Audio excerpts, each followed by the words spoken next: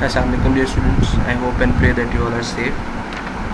As we are studying banking law and practice and we are consulting the book of Practice and Law of Banking in Pakistan by Dr. Asrar Al-Siddiqui. So here I want to give a disclaimer, and here I want you people to buy the book if you haven't already bought that book, because it's already too late. We are almost on the 24th lecture and we have covered many concepts and topics from our book. So अगर अभी तक आपने ये book नहीं ली तो I would request that on the immediate basis you go and buy that book, so that in the coming month you are having a final term examination. So तब तक आपके जितने भी टॉपिक्स हैं वो आपको क्लियर हो जाने चाहिए, सो दैट के जो कमिंग एग्ज़ाम्स हैं, जो फाइनल टर्म एग्ज़ाम्स हैं, आप उनको बेहतर तरीके से प्रिपेयर कर सकें. Anyhow, coming forward, as we were studying about who is an executor, who is an administrator, what are the types and how the account can be operated and opened. In the same scenario,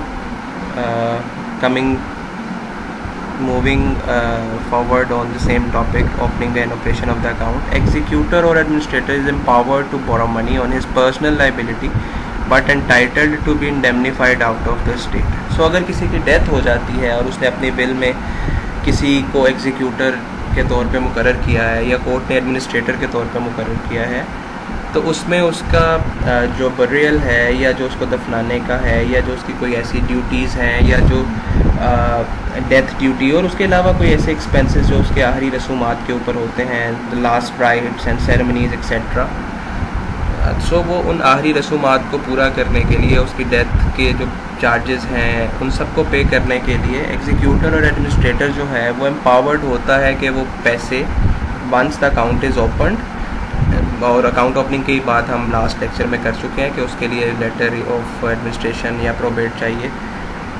और इसी तरह जब account open हो जाता है और उसके आखिरी रसूमात पूरा करने के लिए एग्जीक्यूटर या जो एडमिनिस्ट्रेटर है उसके पास ये पावर्स मौजूद होती हैं कि वो लोन ले सकता है, लेकिन जो भी वो एक्सपेंसेस पे करेगा अपने पास से या उसने जो लोन लिया है उससे, वो तमाम पैसा वो रिकवर करेगा. उसका राइट है एग्जीक्यूटर या एडमिनिस्ट्रेटर का कि वो तमाम पैसा जो उसने बोरो किया या अपने पास से लगाया वो आखिरी रसूमात को पूरा करने के लिए, वो उस डिजीज़्ड पर्सन की प्रॉपर्टी में से, स्टेट में से अपने पैसे रिकवर करेगा. इसको हम कहते हैं इंडेमनिफिकेशन. इंडेमनीफाई करना किसी को होता है, जैसे for example if you are going and खुदा ना खास्ता कोई एक्सीडेंट हो जाता है, ए पर्सन की वजह से बी को नुकसान हो जाता है, तो बी का राइट है कि वो उसको इंडेमनीफाई किया जाए अगर गलती उसकी नहीं थी. और इसी तरह ड्यूटी है मिस्टर ए की कि उसकी वजह से, उसकी नेग्लिजेंस से, किसी गलती की वजह से बी को नुकसान पहुंच गया है, तो बी को वो इंडेमनीफाई करे. सो सिमिलरली इंडेमनीफाई का वर्ड यहाँ पे यूज़ किया गया कि अगर एग्जीक्यूटर या एडमिनिस्ट्रेटर कोई पैसा बोरो करता है या अपने पास से लगाता है, तो उसका राइट है कि वो डिजीज़्ड पर्सन की प्रॉपर्टी में से, स्टेट में से अपना वो जितना एक्सपेंस उसने किया वो वापस ले ले, इंडेमनीफाई हो जाए. लेकिन वो जो लोन लिया जाएगा एग्जीक्यूटर एडमिनिस्ट्रेटर की तरफ से, it will be on the personal liability. So borrowing powers should be verified from will of letter of administration. देख लेना चाहिए. बैंकर ऑब्वियसली हम बड़ी दफ़ा मल्टीपल टाइम डिस्कस कर चुके हैं कि जो बेसिक इंस्ट्रूमेंट है उसको तो बैंकर ने पढ़ना ही पढ़ना है और उसकी टेस्टेड कॉपी भी अपने पास रखनी है. But here as we know we have the liability of the personal nature. So इसको हम कह सकते हैं अनलिमिटेड लाइबिलिटी होती है एग्जीक्यूटर एडमिनिस्ट्रेटर की, कि अगर कोई फ्रॉड निकल आता है या कोई इशू बन जाता है तो ऐसी सूरत में बैंक से लिए गए लोन का जो जिम्मेदार है, जो डिजीज़्ड है, जिसकी डेथ हो गई, प्रॉपर्टी अगर कोई है तो वो तो ठीक है, प्रॉपर्टी से पूरा कर लिया जाएगा. लेकिन अगर नहीं बची तो फिर जो बैंक है वो एग्जीक्यूटर या एडमिनिस्ट्रेटर के पर्सनल एसेट से अपना लोन रिकवर करेगा. और इसी सिलसिले में जब अनलिमिटेड लाइबिलिटी की बात आती है तो फिर हम बात करते हैं जॉइंट एंड सेवरल लाइबिलिटी की भी. That joint and several liability should be assume for right of और सेट ऑफ. यानी कि अगर एक से ज़्यादा एग्जीक्यूटर या एडमिनिस्ट्रेटर थे तो हर बंदे की, हर एग्जीक्यूटर एडमिनिस्ट्रेटर की जॉइंटली लाइबिलिटी है कि अगर कोई लोन है तो वो बैंक का फुलफिल करे या उसको पूरा करे। Then next we have death of executor administrator. अगर किसी एक एडमिनिस्ट्रेटर या एग्जीक्यूटर की डेथ हो जाती है, सो अगर तो वो एक से ज़्यादा हैं, तो एक की डेथ होने से जो बाकी सर्वाइवर्स हैं या जो ज़िंदा हैं वो उस पूरी वसीयत को एग्जीक्यूट करेंगे। लेकिन अगर एक ही बंदा था और जो एग्जीक्यूटर या एडमिनिस्ट्रेटर था और उसी की डेथ हो गई है, सो ऐसी सूरत में एक नया लेटर ऑफ एडमिनिस्ट्रेशन या प्रोबेट अप्लाई किया जाएगा। फिर कोर्ट उस एक नया जो लेटर ऑफ एडमिनिस्ट्रेशन या प्रोबेट इशू करेगी और उसके मुताबिक दोबारा से अकाउंट ओपन होगा और दोबारा से वो सारा प्रोसेस जो हमने पढ़ा वो होगा। But that is in case if the executor और एडमिनिस्ट्रेटर इज़ सोल। एक से ज़्यादा थे तो फिर बाकी कैरी ऑन करेंगे कि डेथ से फ़र्क नहीं पड़ता, लेकिन अगर था ही एक तो फिर ऑब्वियसली एक नया एडमिनिस्ट्रेटर या एग्जीक्यूटर अपॉइंट करना पड़ेगा। नाउ व्हाट हैपन्स कि अगर एग्जीक्यूटर या एडमिनिस्ट्रेटर की डेथ हो गई है, लेकिन डेथ होने से पहले उसने कुछ चेक लिखे हुए थे जो इन कैश होने हैं या ट्रांसफ़र होने हैं, तो अगर तो क्रेडिट बैलेंस मौजूद है, यानी कि पैसा बैंक का नहीं है, पैसा जमा करवाया गया है बाय द एग्जीक्यूटर एडमिनिस्ट्रेटर या एक उसकी प्रॉपर्टी डिजीज्ड पर्सन की, अगर तो क्रेडिट बैलेंस है तो फिर अकाउंट ऑपरेट होना चाहिए, वो रुकेगा नहीं, स्टॉप नहीं होगा, बल्कि जो भी कैश है उसकी या जो भी चेक्स हैं उसकी डेथ से पहले के साइन किए गए तमाम चेक्स जो हैं वो एग्जीक्यूट होंगे, उनके ऊपर अमल दरामद होगा। लेकिन अगर डेबिट बैलेंस है, यानी कि लोन लिया गया है बैंक से और फिर एग्जीक्यूटर या एडमिनिस्ट्रेटर की डेथ हो जाती है, सो ऐसे सूरत में इमीडिएटली जो ऑपरेशंस हैं उस अकाउंट के वो स्टॉप कर देने चाहिए। So the banker should stop the operation on the account and assess the liability of the disease in order to exercise the provision of joint and several liability. So account operation stop करने के बाद उसके जितने acids diseased person के रह गए हैं उनसे अपनी लाइबिलिटीज़ जो हैं एडजस्ट करने की कोशिश करनी चाहिए। So this is what happens when an executor or an administrator dies. Next we have account of local bodies. This is the last topic of all these things which we are studying and we were studying in the past. These are autonomous institutions formed under the Local Bodies Act, such as municipal corporations और municipal committees, district councils, union council etcetera. आपने ये सुना होगा, being Pakistani हमें पता है elections होते हैं, उसमें मुख्तलिफ हायरार्कीज़ होती हैं या बल्दियाती निज़ाम एक डिफरेंट सिस्टम है। सो उसके तहत कुछ म्यूनसिपल कॉरपोरेशन या यूनियन काउंसिल्स काम करती हैं। सो लोकल बॉडी से मतलब ये है कि ऐसी तमाम ऑटोनमस ऑर्गेनाइजेशंस जो कि अंडर दोज एक्ट, जिसमें लोकल बॉडी एक्ट है या म्यूनसिपल कॉरपोरेशन है या कमेटी है या यूनियन काउंसिल है, इसके तहत जो बनती हैं उनको हम लोकल बॉडीज़ कहते हैं। They are governed by their own managing committees. Obviously अगर वो म्यूनसिपल कॉरपोरेशन के अंडर हैं तो उनके रूल्स अलग हैं, वो यूनियन काउंसिल के अलग हैं तो डिफरेंट हैं, या वो किसी लोकल बॉडी एक्ट के थ्रू काम कर रही हैं तो वो मुख्तलिफ है। सो डिपेंडिंग अपॉन कि उनका मेजर एग्रीमेंट क्या है या वो किस वजह से बनाई गई हैं या किस अथॉरिटी के अंडर बनाई गई हैं, उन्हीं के अंदर फिर उनकी पावर्स, उनकी ऑब्लिगेशंस होंगी और उनका काम करने की वजह भी होगी। So they are governed by their own managing committees comprising generally of elected members. They are administered through notification issued under the act from time to time. The chairman of the local bodies may be elected by the members or nominated by the government. So it's simply the process of election कि कौन बंदा manager हो, management में आएगा या कौन बंदा किस तरह काम करेगा, पावर्स क्या होंगी।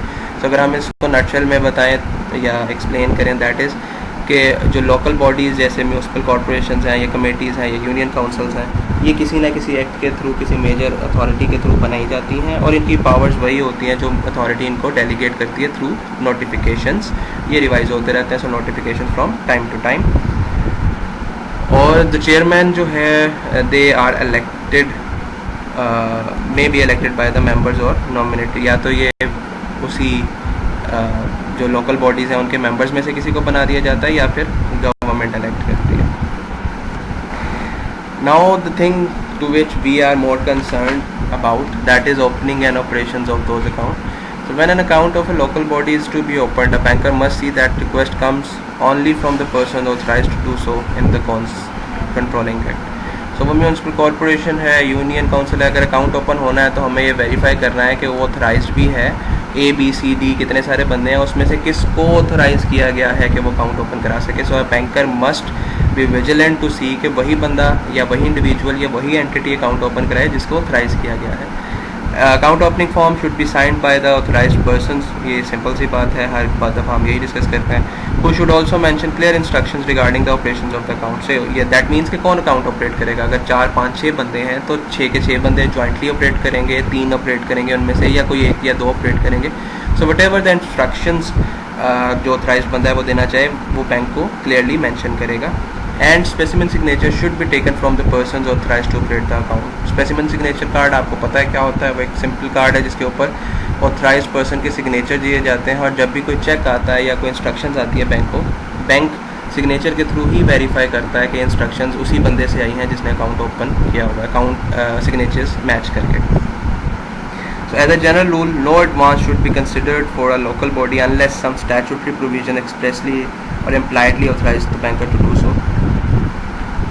ये लोन नहीं ले सकते. जनरली ऐसा रूल होता है कि इनको पैसा लेना या बैंक से बोरो करने की इजाज़त नहीं होती, या इनका कोई पर्पज़ ही नहीं है बैंक से बोरो करना. बट अगर कोई लॉ, कोई प्रोविज़न, कोई आइन, कोई कानून अलाउ करता है तो फिर बैंक को पहले वो कानून देखना पड़ेगा, and then the bank will decide whether to lend them or not.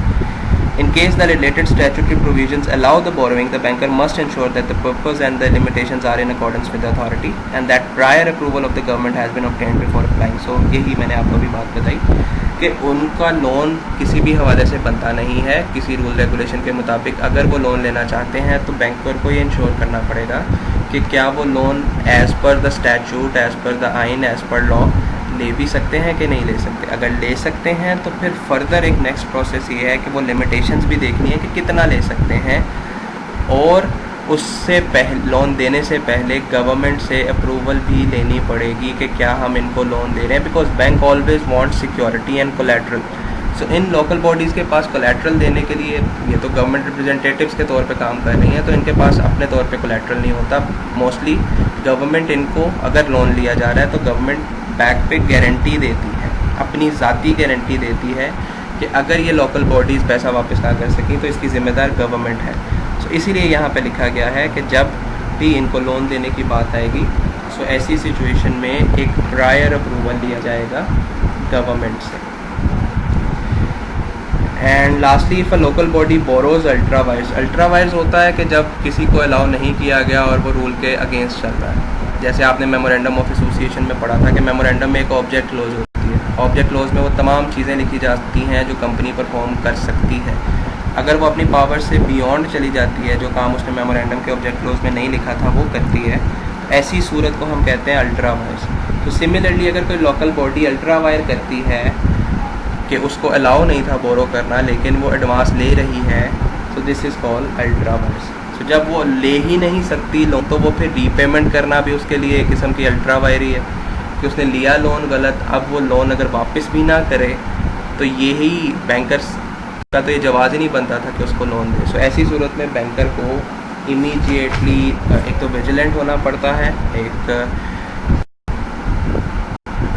Vigilant होना पड़ता है कि लोन ना दिया जाए. और अगर लोन दे दिया है और बैंकर को बाद में रियलाइज़ हुआ है कि ये अलाउड नहीं था, ये अल्ट्रा वायर्स था, ये पावर से बियॉन्ड था, सो ऐसी सूरत में इमीडिएटली वो लोन दिया गया वापस मांग लेना चाहिए. And that local body must reimburse all the loan which is taken, जो कि उसकी पावर ही नहीं थी, जो कि वो ले ही नहीं सकती थी, लेकिन उसने ले लिया, तो अब उसको इमीडिएटली वो लोन वापस करना है. और ना सिर्फ वो लोन वापस करना है बल्कि उस लोन के ऊपर जो इंटरेस्ट है, यानी कि अगर वो 10 दिन, 20 दिन, 25 दिन, 1 माह यूज़ किया तो वो जो उसके ऊपर एप्लीकेबल इंटरेस्ट है वो भी पे करना पड़ेगा. Primarily a banker should be careful and vigilant enough कि वो ऐसा कोई एक्ट करे ही ना. अगर वो लोकल बॉडी को अलाउ ही नहीं किया गया लोन से, उसको लोन भी नहीं देना चाहिए. But if this has happened, ultra wire हो गया है, तो ऐसी सूरत में that ultra wire must be rolled back. वो पैसा वापस मांग लेना चाहिए और उस पैसे के साथ साथ जो उस टाइम पीरियड का, उस पैन का इंटरेस्ट बनता है, वो इंटरेस्ट भी वापस पे किया जाना चाहिए. So here it is the end of our this topic of account opening of different individual and special account. So I hope कि आपको ये सब चीज़ें समझ आ गई होंगी. The next lecture we will be discussing about the cheques and negotiable instruments and all those things.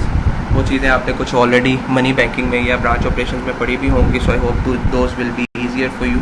ये वो चीज़ थी जो शायद आप पहली दफ़ा पढ़ रहे हैं, so maybe you will find it a bit difficult. So again, I would request you to buy books if you haven't already bought it. In the next lecture we'll be discussing about the next topic. Till then, stay safe. Jazakallah.